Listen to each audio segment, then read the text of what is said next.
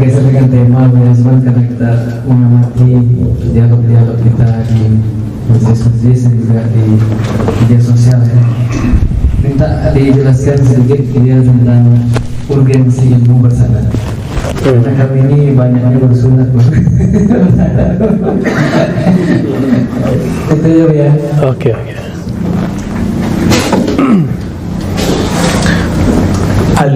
Al-isnad, ini kalam saya ya. Al-isnad dhamanun. Gitu, cukup gak? Sanad itu garansi jaminan. Cukup gak kira-kira tuh? Ya. Ustadz ngaku keturunan Raja Pagaruyung. Mana silsilahnya? Kalau ada kita percaya. Antum ngaku keturunan Raja Bengkalis, tinggal tunjukin silsilahnya. Ada, oh iya, ada lagi yang ngaku keturunan Raja Malaka. Ayo sini sanadnya, tinggal dicek. Ada sanad belum tentu diterima, dicek dulu sahih atau tidak sahih, nyambung atau tidak nyambung, munqati atau muttasil, siqah atau tidak siqah. Jadi apa guna sanad? Dhamanun. Itu cukup sah. Jadi apa jaminan bahwa pemahaman saya sama dengan pemahaman Nabi? Nah, ini bahasa kasarnya sampai ke sana dah. Saya harus punya sanad pemahaman sampai ke Nabi. Sanad hadis gak cukup, harus punya sanad akidah sama mazhab. Karena pemahaman fiqhuddin ada pada akidah dan mazhab. Sedangkan hifzu nususiddin, menghafalkan nas agama, itu ada pada ahlu riwayat, baik riwayat Quran ataupun riwayat hadis. Ini saya revisi, dulu saya salah ngomong. Saya mengatakan tradisi ijazah cuma di kalangan ahli tasawuf dan ahli hadis. Ternyata saya diprotes sama kawan saya yang ahli Quran. Kita juga punya Ustaz. Saya dulu menganggap ahli hadis itu bagian dari Al-Quran. Nah sekarang kita pisahkan. Ada sanad Quran. Kenapa? Karena sekarang banyak rumah tahfiz tapi tidak bersanad, baik pemahaman fikrohnya, apalagi harokahnya ya, apalagi pemahamannya. Terakhir yang mau saya sampaikan, ini pesan penting dari guru-guru mulia. Akhir zaman, ini akan saya ulang-ulang ya, selama ke Pekanbaru kemanapun. Akhir zaman ini para asatiz, kita nggak boleh hanya euforia dengan sanad, Ustaz. Tidak hanya euforia dengan Asy'ariyah kita, Syafi'iyah, nggak cukup. Jadi ada fikih Syafi'i yang kita pakai, ada akidah Asy'ari, ada tasawuf Sunni ya. Tapi ada di hadis Imam Muslim itu kan pertanyaannya ada 5 ya, ada 5 ya. Tapi yang keempat dan kelima satu tema tentang akhir zaman. Akhir zaman ini dipecah jadi 2. Satu harokah, yang kedua khilafah. Berarti pilar aswaja itu kita tambah nih. Islam, iman, ihsan. Harokah, pergerakan. Yang kelima, khilafah. Kita mulai dari khilafah biar harokahnya ngikut. Nabi menyebutkan dalam hadis Imam Ahmad, summa yakunu khilafah ala minhajin nubuwah. Hadis Imam Ahmad. Jadi setelah ada khilafah Rasyidin, khilafah yang adhan, jabbaron, terakhir lafaznya penting, ala minhajin nubuwah, berdasarkan manhaj metodologis kenabian. Metodologis nubuat itu pakai ro'yu atau pakai wahyu? Wahyu sekarang sudah terputus. Terus turunnya ke siapa? Maka ada ulama warasatul anbiya, bukan warasatul rusul.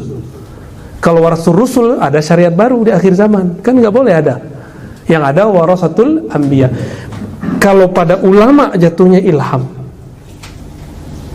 maka al-khilafah itu bukan gerakan politik, nafsu, ambisi, apa istilahnya, ambisius. Ini gerakan ruhani. Kalau khilafahnya ala minhajil nubuwah, berarti harokahnya ala minhajil walayah, berdasarkan manhaj kewalian. Gitu. Dan kita beruntung. Seremnya ada apa seremnya? Semua musibah, semua keburukan, maksiat, dosa umat terdahulu dari zaman Sayyidina Adam sampai zaman now ada. Itu cukup dibuka handphone sudah ada semua.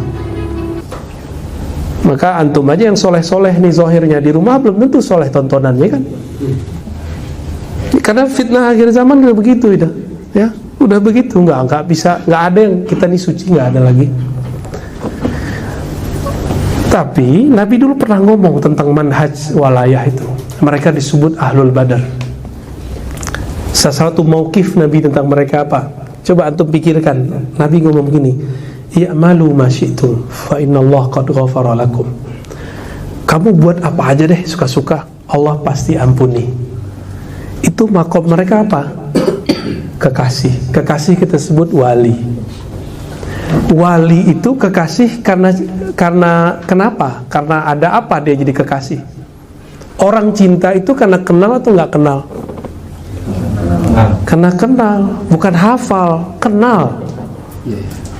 Hafal wajah orang belum tentu kenal orangnya. Kalau udah kenal seneng nggak?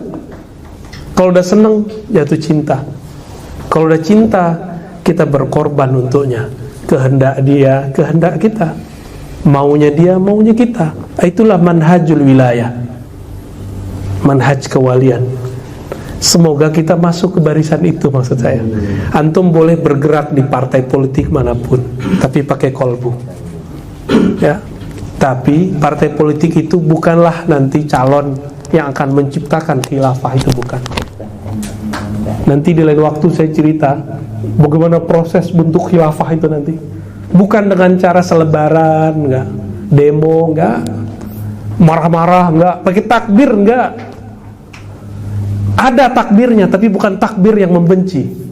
Ada takbirnya, tapi takbir yang pakai zauki. Nah, nanti sampai di sana kita. Nanti ke depan kalau umur kita panjang kita membahas itu. Nah, maka semoga nih para asatis jangan cuma euforia di 3 itu, aswaja yang 3, tapi kita harus masuk ke khilafah, harokah ala minhajil walaya dan al khilafah ala minhajin nubuwah. Maka mulailah latih kolbu, ya. Jangan, bukan berarti kita menggantungkan hidup dengan mimpi. Kan ada juga nih sekarang yang menggantung hidupnya, nasibnya di akhir zaman lewat mimpi seseorang. Tahu kan maksudnya? Enggak juga, kita enggak begitu. Mimpi itu hanya sebagian. Yang benar itu dia dapat ilham dalam keadaan sadar, bukan dalam keadaan tidur. Tidur lain cerita. Nah, gimana caranya? Maka haruslah jalur tasawuf. Tasawuf yang mana? Tasawuf terbagi 2 juga. Tasawuf wiridan, ijazahan, kholwat. Ada tasawuf ma'rifat. Nah, yang bisa sampai ke sini tasawuf yang mengantarkan kenal kepada Allah, bukan hanya sibuk dengan riadoh yang bikin kita sesama torikot saling hujat-menghujat. Kan sekarang begitu, torikot ini hantam ini, ya lewat, nggak masuk barisan. Jadi saya harapkan saya nanti para asatidz, para masyayikh mulai aware ke sana, ya. Jangan hanya euforia di keaswajaan kita. Wassallallahu ala Muhammad, ya. Karena rasa mau masuk terakhir, kita minta closing statement kepada Buya. Bagaimana kiat yang akan kita jalankan untuk menjaga prinsip akidah Ahlus Sunnah wal Jamaah ini? Kedepan para ustadz akan, mohon maaf ya, akan berpecah. Tapi perpecahannya di bab politik. Imam Al-Juwaini mengatakan perbedaan politik itu lebih ringan daripada perbedaan fikih khilafiyah. Kita beda kunut kan gak ada masalah. Cuma sayang masuk khawarij, mereka menggoreng perbedaan politik ini digiring ke perbedaan iman.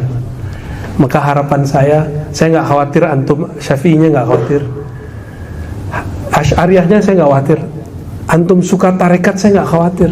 Yang saya khawatir nanti harakah walayah ini dicederai. Maka hati-hati, tolong nanti ingatkan umat, jangan sampai umat terpancing karena perbedaan politik kemudian terjebak kepada perbedaan iman, perbedaan ahli sunnah. Misalnya saya ini beda sama Ustaz Alnof nanti dalam politik, itu biasa aja, ya. Saya nanti beda sama Ustaz Fulan, itu jangan dibawa ke hati, biasa aja, ya. Yang penting kami masih aswaja, ya. Tolong edukasi umat, karena antum yang mengajari umat, para muallim, jangan takut dibenci, karena itu bagian dari keriaan. Orang yang takut dibenci itu ria, ya. So, khulasatul kalam, khuzu ma syi'tum. Wa sallallahu ala Muhammad. Baik, terima kasih banyak kita ucapkan kepada Syekhuna Buya Dr. Nurul Huda.